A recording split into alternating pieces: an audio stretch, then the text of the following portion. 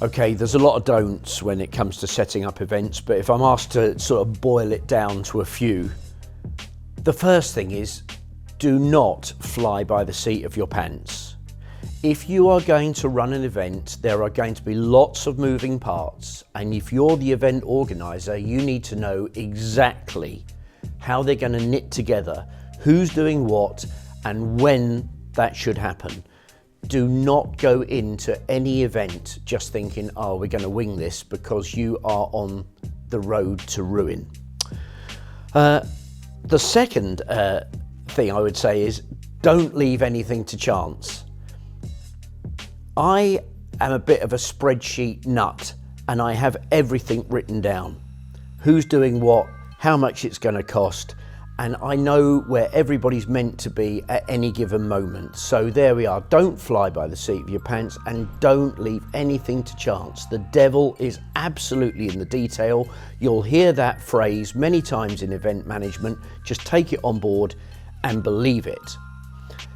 Please don't assume that audiences will turn up. That whole thing about build it and they will come is just nonsense. The area that I work in is mostly supporting unsigned talent. That means that their names are not that well known, so they don't have a natural audience beating their way to the door. We are not putting on Led Zeppelin nightly, if you even know who Led Zeppelin are. But anyway, the sort of bands that we're putting on, they have probably plundered their family and their friends. They've beaten them over the head to come to 100 gigs as they've been on their way up. So when you put on an event, do not assume that audiences will turn up. You have to do everything to make sure that if you're selling a ticket, that ticket is sold. The most beautiful thing at any gig is the sold out sign.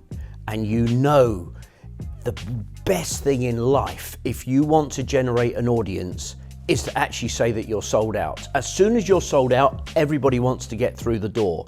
There's a fantastic phrase, too late will be the cry.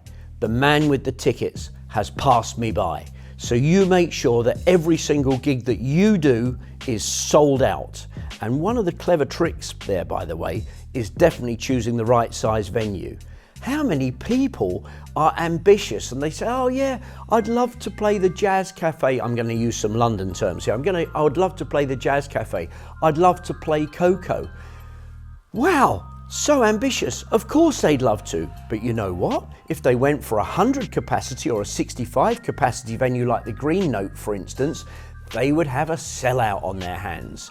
And believe me, it's better to be sold out at a small venue than rattling around in a big one. So choose your venue very, very carefully.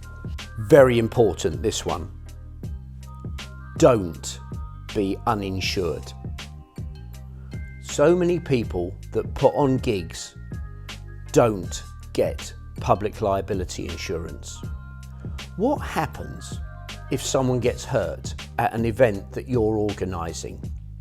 One of those really simple things. What happens if an artist falls off the stage? What happens if one of the artists bumps into a speaker stack, or even just a speaker on a standard PA unit and knocks it over into the crowd? What happens if somebody trips on the side of the little stage that you've put up? It's all very well until someone's lawyer writes to you and says that you're responsible.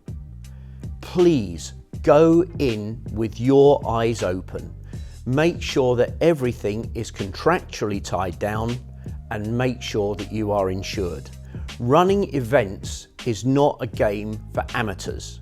You can learn your trade in lots of friendly places. You can do it for charities, you can do it for churches, you can do it for your local school, you can do it in lots and lots of places, but please, wherever you do it, make sure that relevant legislation is followed and make sure that relevant insurances are in place. So I hope a few of those don'ts helps you to run great events and to sleep at night.